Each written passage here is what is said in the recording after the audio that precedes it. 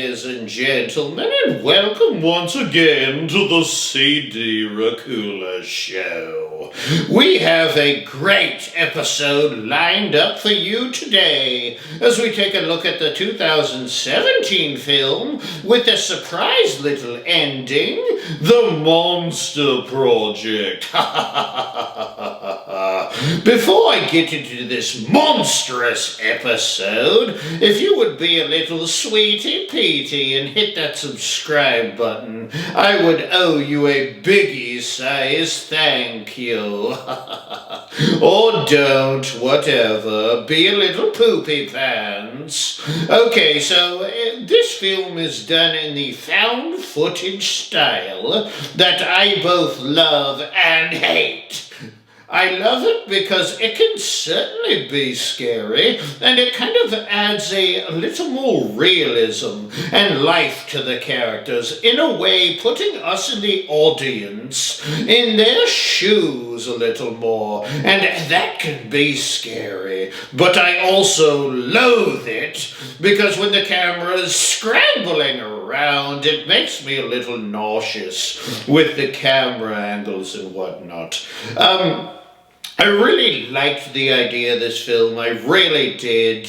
I don't know how much I really loved the execution of it, but the idea was really neat, I thought. I really like it when films mash up a bunch of monsters together. They used to do this a lot with the original Universal monster movies. For example, Frankenstein meets the Wolfman, or House of Frankenstein. Some more recent monster mashup movies are Van Helsing with Hugh Jackman, of course, and one of my personal favorites, and a film I did an episode of the CD Racoola Show on, was The Monster Squad. Gotta love The Monster Squad. So the basic plot of this movie is a couple of guys who are using what are fake monsters to create shock value YouTube videos for likes and followers. Now, who in their right mind would make YouTube videos using monsters for likes and follows? I wonder who would do that. Anywho, so they decide to step it up and interview some real monsters. P.S. It implied that they think the monsters are fake, but the YouTubers bit off a little more than they can chew, as the monsters turned out to be the real deal, and chaos and death ensued. How fun! I'm going to get to the ending here in a bit, but let's get into the monsters, because the cast, in the words of Shania Twain, they didn't impress me much. I love me some Shania Twain, by the way. Does that surprise you guys out there in YouTube land? I mean, no one watches the CD Racoola Show anyway. I should just post videos of me, CD Racoola, the immortal vampire, singing Shania Twain's Let's Go Girl. And I might get some more views, who knows? Anyway, back to the Monster Project here. So you had 3 monsters that were interviewed. 1, 2, 3. They found these monsters via Craigslist ads, by the way, and I believe that you could find some real monsters in real life via Craigslist if you really put your mind to it. There's some weirdies out there. They interviewed a skinwalker whose name was Stephen the Skinwalker. I like the sound of that. He was a police officer from the Indian reservation.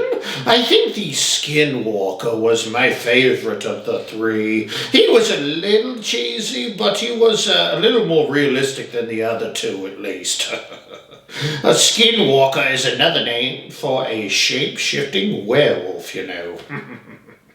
Then you had Shayla, who was the sexy vampire. Remind you of anyone else? Should remind you of me, literally the sexiest vampire you guys know out there in YouTube land.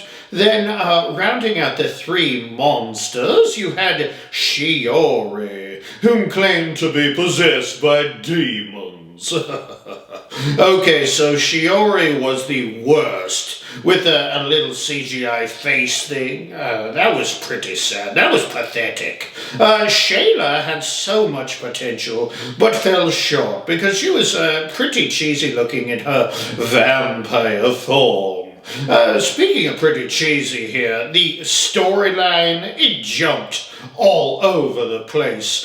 From the drug addict roommate guy, who was having all these weird visions, to the final ending. And beware, spoilers are coming here, but with the guy who was directing this whole thing and kind of running the show, he became the Antichrist, and he was resurrected or whatever. It was kind of a very, very poor man's Hereditary. But they tried with the surprise ending. They really did. But the story just jumped around way, way too much for me. For this ever to be taken as a serious whole movie, kind of just made me want to watch Hereditary again, to be honest. If I'm not going to know what's going on with the whole movie, I'd rather the film be actually good and make a little more sense at the end than what we saw here with the Monster Project. Like I said, this was a cool idea. And I like the monster mashups here. And Stephen the Skinwalker was decently scary. But other than that, I mean, the story just wasn't executed very well here. And it's just not that scary. It just really wasn't. So yeah, you probably guessed it. This film is going to get some poor marks from me here on the old Scarometer. But if you're bored and looking for any old thing to watch, it might be worth your time, but don't go out of your way too much to watch this film. Certainly don't waste your money on it unless you already have the streaming service, whatever. I would like to thank you for joining me here on this CD Racoola show, and if you would take your little pointer finger and hit the subscribe button, I'd be forever indebted to you. Oh, by the way, I am way, way more excited about the next episode than I ever could be for this one. That's when we take to them their hills and take a look at the film The Hills Have Eyes. Oh, I love the Hills Have Eyes franchise. Lots of fun. So, till next time, my little bloodbags out there in YouTube land, a little advice. If you go looking for monsters, sometimes, just sometimes, those monsters might just come looking for you. Ta-ta, my dears. Ta-ta.